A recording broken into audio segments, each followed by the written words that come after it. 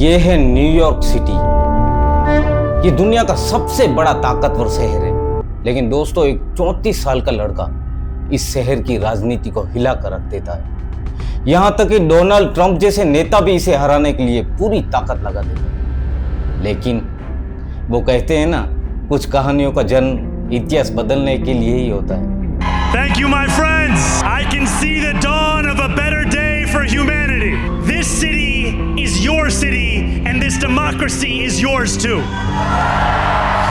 18 अक्टूबर 1991 ये है कंपाला, और इसी शहर में एक बच्चे का जन्म होता है।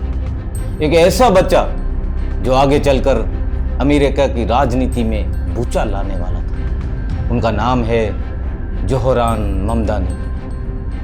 उसकी माँ एक पंजाबी हिंदुस्तानी परिवार से थी और पिता खोजा मुस्लिम। लेकिन किस्मत ने उन्हें युगांडा और युगांडा से फिर अमेरिका पहुंचा दिया। जब वे अमेरिका में आए तब जोहरान की उम्र 7 साल की थी।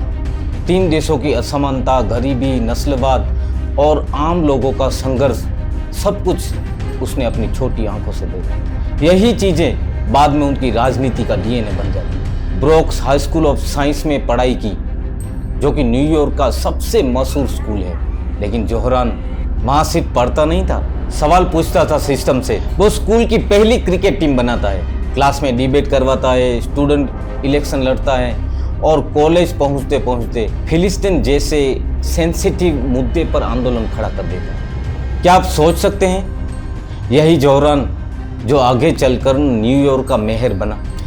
कभी यंग कार्डमोन नाम से जाने जाते हिप हॉप रैपर, उसका पहला गाना था कंडा चप चप। उसके गाने हमेशा सिस्टम पर सवाल उठाते। संगीत उसके लिए एक वेपन था और एक दिन यही वेपन उसकी पॉलिटिकल पावर बन जाती है। कॉलेज के बाद एक हाउसिंग काउंसिलर भी बना। गरीब प्रवासियों को परिवार से, घर से बेदखल होने से बचाता था। Did you get a chance to vote on Tuesday?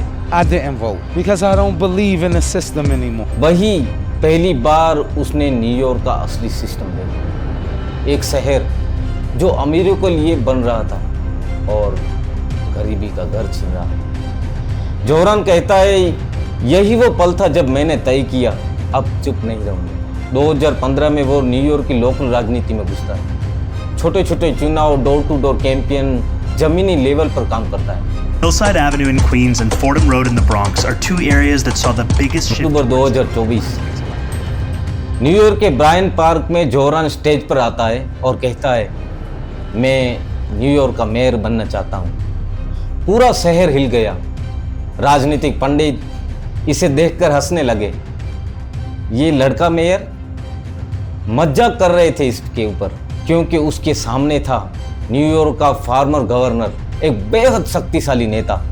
लेकिन दोस्तों, यहीं से असली थ्रिलर शुरू होता है। न्यूयॉर्क के अमीर, बड़े कारोबारी, बड़ी कंपनियां, मेन स्ट्रीम मीडिया, सब कुआमों के साथ थे और जोहरान के साथ युवा, प्रवासी, मजदूर, किराएदार और हजारों वो स्टूडेंट। एक तरफ करोड़ों की फंडिंग और दूसरी तरफ $5-10 देने वाले आम लोग। जून 2025 जब प्राइमरी चुनाव होते हैं, नतीजे देखकर पूरा अमेरिका हिल गया। जोहरान ने कुओमो को हरा दिया। यह न्यूयॉर्क की सबसे बड़ी राजनीतिक हारों में से एक थी, एक हिस्टोरिकल अपसेट। अब यहाँ एक मेरा सवाल आता है, क्या इंडिया की राजनीति में भी ऐसा हो सकता है? जवाब है बिल्कुल नहीं, क्योंकि भारत में चुनाव कैंपेन चलता है धर्म, जाति। यहाँ पर ना कोई सिस्टम की पॉलिसी है, ना पब्लिक वेलफेयर है और ना ही डेवलपमेंट के लिए कुछ काम किया जाता है। यहाँ सिर्फ रैलियों में एक दूसरे नेता को छोटे बच्चे की तरह चिढ़ाया जाता है और लोगों को मूर्ख बनाकर राजनीति की कुर्सी पाकर वो लोगों को हमेशा से शोषण करते रहते हैं। अब आते हैं वापस अपनी कहानी पर।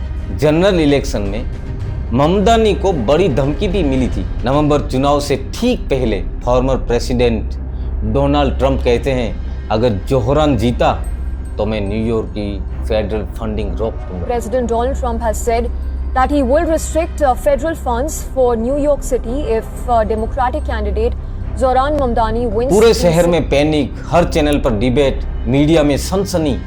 लेकिन 4 नवंबर 2025 को रिजल्ट आते हैं। न्यूयॉर्क ने अपना नया मेयर चुन लिया, जोहरान ममदानी। शहर का सबसे युवा मेयर, पहला इंडियन अमेरिकन मेयर, पहला मुस्लिम मेयर और गरीब वर्ग का सबसे बड़ा नेता। पहली स्पीच में वो नेहरू का जिक्र करता है और बॉलीवुड की धूम मूवी का गाना बजाता है।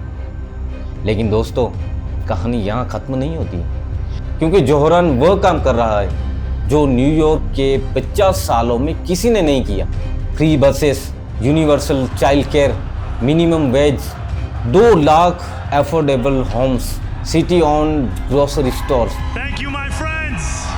The sun may have set over our city this evening, but as Eugene Debs once said, I can see the dawn of a better day for humanity. जहां लाखों लोग उसे उम्मीद मानते हैं, वहीं उतने ही लोग उससे डरते भी हैं। एक ऐसा नेता जो सीधे सिस्टम से टकरा रहा है, जिसने कभी चुप रहना सीखा ही नहीं। अब सबसे बड़ा सवाल है यहाँ पर, क्या जोहरान ममदानी न्यूयॉर्क को बदल पाएगा या सिस्टम उन्हें तोड़कर रख देगी? क्या वह एक नया पॉलिटिकल एरा शुरू कर रहा है या यह भी एक राजनीतिक एक्सपेरिमेंट बनकर रह जाएगा? दोस्तों, आप क्या सोचते हैं? कमेंट में जरूर बताइएगा और चैनल को सब्सक्राइब करना बिल्कुल ही ना भूलें, क्योंकि आपको एक सब्सक्राइब